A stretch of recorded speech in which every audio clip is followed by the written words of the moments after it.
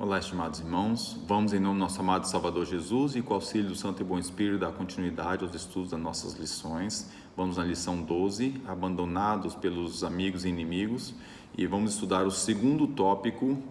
Ele vem com o título Abandonado por um amigo íntimo. A pergunta A traz: quando Jesus disse aos discípulos que todos se escandalizariam nele, o que Pedro afirmou? Que visão adicional Jesus deu? Então aqui Marcos, no capítulo 14, vem descrevendo essa situação, no versículo 27 ao 31, que diz assim: E disse-lhe Jesus: todos vós esta noite vos escandalizareis em mim, porque escrito está: ferirei o pastor e as ovelhas se dispersarão. Mas, depois que eu houver ressuscitado, irei adiante de vós para a Galileia. E disse-lhe Pedro: ainda que todos se escandalizem, nunca porém eu. E disse-lhe Jesus: em verdade te digo que hoje, nesta noite, antes que o galo cante 3 vezes me negarás. Mas ele disse com mais veemência: ainda que me seja necessário morrer contigo, de modo nenhum te negarei. E da mesma maneira diziam todos também. Sabemos bem a história. Infelizmente, Pedro, era o trovão, ou seja, ele explodia, era aquela pessoa animada, aquela pessoa que amava, estava ali ao pé de Jesus constantemente, acompanhando praticamente quase tudo que Jesus fazia. Quando Jesus profetizou a sua sentença, ele disse que jamais negaria, né? Ele teve ali foi ele que iniciou a conversa, apesar de todos se alinharam com ele nesse pensamento, mas foi Pedro que disse que jamais negaria, que se fosse preciso até morria com Cristo. Mas vamos ver o desfecho dessa história. Pergunta B: como as palavras de Jesus se cumpriram? Então Marcos continua relatando no capítulo 14, ainda 66 ao 72, e vem dizendo assim: e estando Pedro embaixo no átrio, chegou uma das criadas do sumo sacerdote, e vendo a Pedro que estava se aquentando, olhou para ele e disse: tu também estava com Jesus o Nazareno. Mas ele negou, dizendo: não o conheço, nem sei o que dizes. E saiu fora ao alpendre, e o galo cantou. E a criada, vendo outra vez, começou a dizer aos que ali estavam: esse é um dos tais. Mas ele o negou outra vez, e pouco depois os que ali estavam disseram outra vez a Pedro: verdadeiramente és tu um deles, porque és também Galileu. E ele começou a imprecar e a jurar: não conheço esse homem de quem falais. E o galo cantou a segunda vez. E Pedro lembrou-se da palavra que Jesus lhe tinha dito: antes que o galo cante 2 vezes, 3 vezes me negarás tu. E retirando-se dali, chorou. Diz a pena inspirada: Pedro seguiu seu Senhor, após sua traição. Ele estava ansioso para ver o que aconteceria com Jesus. Mas quando foi acusado de ser um dos seus discípulos, o medo pela própria segurança o levou a declarar que não conhecia aquele homem. Os discípulos tornaram-se conhecidos pela pureza da linguagem, e Pedro, para convencer seus acusadores de que não eram discípulos de Jesus ou de Cristo, negou a acusação pela 3ª vez com maldições e juramentos. Que tristeza, né? Continua a leitura: quando o canto do galo lhe trouxe à mente as palavras de Cristo, virou-se e olhou para o mestre, surpreso e chocado com o que recém havia feito. Naquele momento, Cristo fitou Pedro, e sobre aquele semblante triste, em que se misturava compaixão e amor, Pedro compreendeu a si mesmo. Saiu e chorou amargamente. Aquele olhar de Cristo despedaçou-lhe o coração. Pedro havia chegado a um ponto decisivo e amargamente arrependeu-se do pecado. O olhar de Cristo garantiu-lhe o perdão. Irmãos, é uma história triste e ao mesmo tempo maravilhosa. Pedro então nega Cristo. Ele acaba que não consegue. O medo de ser apanhado no meio daquela situação toda, o que iam fazer com ele, o que iam fazer com Jesus, ele acabou por negar a Cristo. Mas assim que ele negou, o galo cantou, o coração dele ardeu.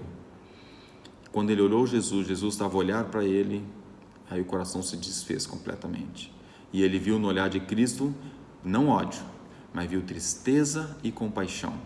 e ele sentiu que Jesus estava perdoando ele, e aí é que ele realmente ficou completamente destroçado e chorou amargamente. Então, muitas vezes nós no pecado, se nós tivermos comunhão com Cristo, nós tropeçamos também como Pedro tropeçou. O que nós devemos lembrar é que aquele mesmo olhar que Jesus lançou para Pedro, ele lança para nós hoje. Nós podemos também ir no nosso cantinho, ajoelhar e confessar a Deus: estou triste, não queria ter feito isso, Senhor, limpa-me, lava-me, perdoa-me o pecado. E segundo a justiça de Cristo, segundo a graça de Cristo, o pecado é imediatamente perdoado e riscado. Nós estamos livres daquele erro, se tivermos a verdadeira contrição, e o perdão é imediato. Então, irmãos, esse mesmo olhar de Jesus ainda existe hoje. Devemos fazer bastante uso dele, porque nós somos falhos e tropeçamos. Vamos ver a pergunta C. Como os escritores do Antigo Testamento expressaram esse sentimento de abandono? Salmos 88, 8, a primeira parte diz: alongaste de mim os meus conhecidos e fizeste-me um extremo abominável para eles. Aqui é o salmista, estava no seu coração todo detonado, pecador, sentia-se podre, sentia-se terrível, sentia-se muito mal, e ele percebeu que até as pessoas conhecidas olhavam para ele com maus olhos, que ele estava mal, né? Salmo 69, 8 diz: tenho-me tornado como um estranho para os meus irmãos e um desconhecido para com os filhos de minha mãe. Ele sofria as consequências de seus erros. Já Jó diz assim: pôs longe de mim a meus irmãos, e os que me conhecem deveras me estranharam, e os meus parentes me deixaram, e os meus conhecidos se esqueceram de mim. Então, naquela perspectiva que Jó tinha da sua situação, ele expressou dessa maneira. Mas nós sabemos bem o porquê da história de Jó, uma história bonita, maravilhosa. Eu recomendo a todos os irmãos pegar o livro de Jó e reler. Meus irmãos vão ver que maravilhoso que foi o caráter de Jó em circunstância completamente adversa, que é para nós também termos a fé que ele tinha, né? Bom, por que Jesus permitiu isso? Vamos ler então a pena inspirada, que diz assim: foi para salvar os pecadores que Cristo abandonou o seu lar no céu e veio à terra para sofrer e morrer. Para isso ele trabalhou, angustiou-se e orou até que, quebrantado e abandonado por aqueles a quem veio salvar, verteu a vida no Calvário. Coisa linda, coisa maravilhosa. Então, realmente, Jesus permitiu tudo isso para termos nós a redenção, para termos a graça que é oferecida hoje sem custo nenhum. Então, vamos fazer uso desse tão grande amor. Continuando a leitura: nada a não ser um amor eterno e redentor que permanecerá para sempre um mistério poderia ter levado Cristo a abandonar sua honra e majestade celestiais para vir ao mundo pecador e ser negligenciado, desprezado, rejeitado por aqueles a quem veio para salvar e finalmente padecer na cruz. Então, irmãos, a nossa mente não alcança. Realmente é difícil alcançar esse amor, essa maravilha, essa coisa estrondosa que é a vinda de Jesus e deixar um trono universal, um trono sem tamanho, que a mente nossa não alcança. Nós somos formiguinhas nesse universo, e vir morrer por nós, suas criaturas. Então, vamos amar a Jesus, vamos fazer da nossa vida algo para ser merecido desse sacrifício que ele fez. A semana de oração tem trazido para nós também muitas exortações. Então eu convido os irmãos a estarem em oração e começar um 2021 pensando assim: Jesus vai voltar esse ano, eu tenho que estar preparado. E que Deus dê sua graça, nos abençoe para que realmente possamos estar preparados para a tua breve volta. Amém.